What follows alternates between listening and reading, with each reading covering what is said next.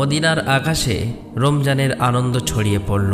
চারিদিকে সেহরির প্রস্তুতি। কিন্তু হযরত ফাতেমা রাদিয়াল্লাহু তাআলা আনহার ঘর ছিল নীরব নিস্তব্ধ।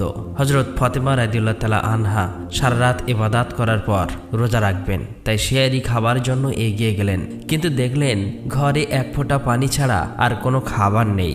তিনি একটু পানি পান করলেন এবং আল্লাহর কাছে দোয়া করে বললেন, হে আল্লাহ, তোমার সন্তুষ্টির জন্যই আমি এই রোজা রাখছি। তুমি যদি আমাদেরকে অভাব দাও সেটাও তোমার রহমত। এই দোয়া শেষ হওয়ার সাথে সাথেই মসজিদে নববী থেকে ফরজের সুমধুর আজানের সুর ভেসে আসছে, যেন সমগ্র মদিনাকে ইবাদতের জন্য জাগিয়ে তুলছে।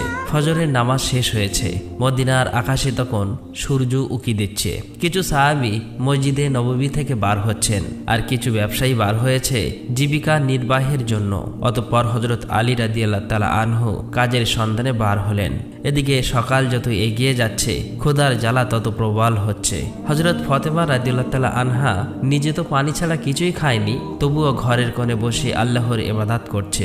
এমন সময় ছোট্ট হাসান হুসাইন রাদিয়াল্লাহু তাআলা আনহু ধীরে ধীরে মা ফাতেমার কাছে আসলো এবং কোমল কণ্ঠে বলল, আম্মাজান, আমাদের প্রচন্ড ক্ষুধা লাগছে, আমাদের কিছু খেতে দিন, ক্ষুধার জ্বালা আর সহ্য করতে পারছি না। এই কথা শুনে হযরত ফাতেমা রাদিয়াল্লাহু তাআলা আনহার চোখের কোণায় পানি চলে আসলো।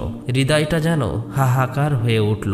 তিনি কিছুই বলতে পারছে না, তবুও হাসি মুখে তাদের বললেন, বাবা, এই জীবন তো পরীক্ষা মাত্র।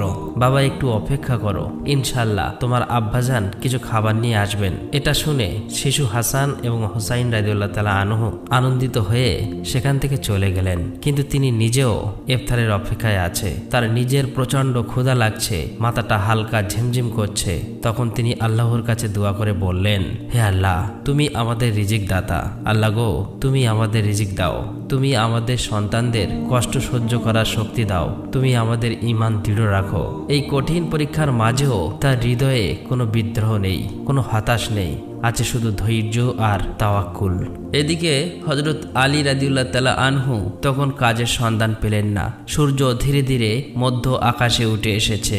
উত্তপ্ত রোদ ও গরমের তীব্রতা মদিনার মাটিকে ঝলসে দিচ্ছে। কিন্তু বাড়ির কথা ভাবতেই হযরত আলী রাদিয়াল্লাহু তাআলা আনহুর চোখে পানি চলে আসলো। অবশেষে হযরত আলী রাদিয়াল্লাহু তাআলা আনহু এক সাহাবীর বাড়িতে গেলেন এবং সালাম দিয়ে বললেন, ভাই, আমাদের বাড়ি কোনো খাবার নেই, কোনো কাজের সন্ধান দিতে পারবেন? তখন সাহাবী বলল, ইয়া আলী, আল্লাহর কসম, আমি যদি কিছু পেতাম তাহলে নিশ্চয়ই তোমার জন্য রাখতাম। কিন্তু আমার ঘরেও কয়েকদিন চুলায় আগুন জ্বলেনি, আমিও না খেয়ে আছি।